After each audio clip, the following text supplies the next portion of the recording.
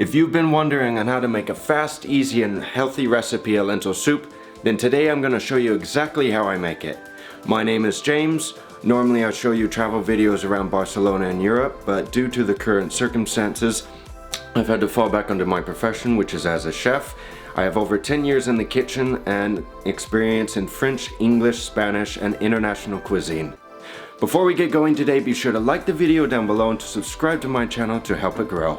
Okay, to start the recipe off, you're going to need 1 medium onion or 2 small onions, 1 stick of celery, 2 cloves of garlic, 2 carrots, 4 tomatoes. Now you have a choice. You can either use, Now you can either use 4 crushed tomatoes or you can use half a can of tomato sauce. It's up to you. You can also put in tomato paste at the end to thicken the sauce if you want. This is totally optional.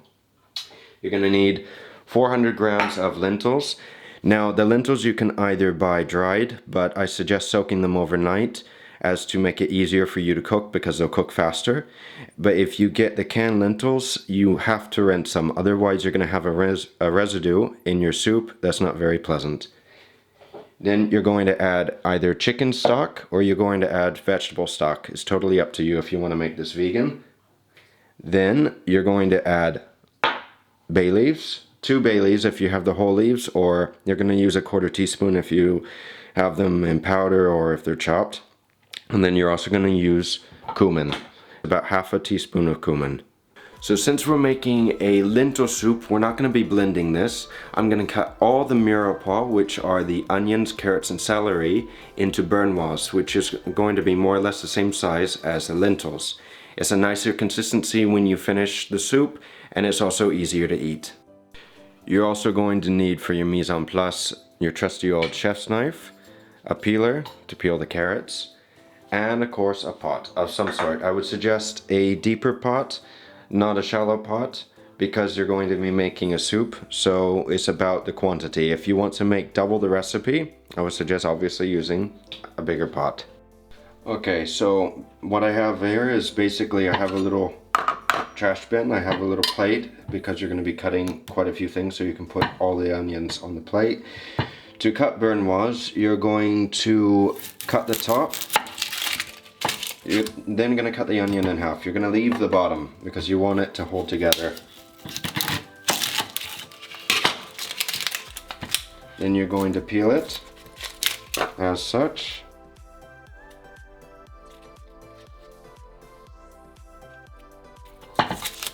All the trash in the bin.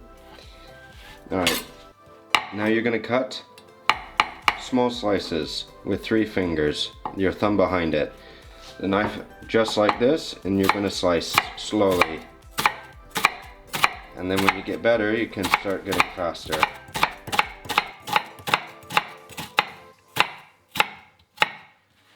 Then you're going to slice into the onion. The bigger the onion, the more times you'll do this. So for this one, about twice. Be careful with your fingers. Then you're going to cut sideways. And more or less, this is the size that I'm going to cut for the soup. And if it's too big, you can go through it and chop if you want. The garlic, you can just cut the bottom and you're going to be crushing it. Peel the garlic, just like this. Come here, okay. Then, for me, it's easier to cut just like the onion, make small incisions into the garlic. You can cut again. It saves more time. You don't have to do this if you don't want to. You can just chop it after you cut it to make it not into a paste, but just to make it smaller. Okay, now for the celery, when you cut it or before you chop it, this is totally up to you. There's a skin on the celery that you can take off if you want to. It's not very important. For me, I like to take it off. You're going to be cutting into it just a little bit with the paring knife. And as you can see, all this, all the pieces, all the sinew, you're going to be taking off. It's on both sides, not just on the back. You also have it in the middle. Okay, so once you take that off, you're just going to be cutting it Again, just like this. You can be making small slices. And since this is a simple soup, you're just going to be cutting it. More or less this size. Okay, so if you want to add the tomatoes, first give them a wash. You're going to cut the tip off. Then you're going to cut them in quarters. By first cutting in half, then cutting them in quarters. And for me, I like to take the seeds out. So you can start from the bottom and work your way down. Then you have a clean piece. Now, it's easier to cut from the inside instead of from the outside because the skin is a little hard. Unless your knife is super sharp, it's not going to cut very well. And you can cut it again into brunoise if you want. More or less that size. The second way of taking the seeds out is going to be by cutting them. You can cut them in half or you can cut them in quarters. I'll show you both ways. You're going to take a spoon, depending on the size, you can take a teaspoon. You're going to hold it in your hand just like this. Hold the spoon more or less in the palm of your hand like this. You're going to start at the bottom and you're just going to scoop them out. You can also use your fingers, but I tend to use a spoon. Now for the half slice, you're going to do the same thing. You're going to dig and you're going to break this middle piece. And you're going to scoop them out. It's very fast and easy. So there you have both choices, either with the knife or with the spoon. So after you peel the carrots, you're going to top and tail, meaning you're going to cut the top off and then you're going to cut the tail off. You're going to take the carrots, cut one side. That makes it flat, so it's not going to move. Then you're going to cut again on this side. And you can save these pieces if you want to use them. For me, I'm not going to. Then you're going to cut just a little bit. You're going to make a small incision. You're going to cut them into small strips. And these strips you can stack. You can do them one at a time if you want. Again, you're going to cut lengthways because it's faster.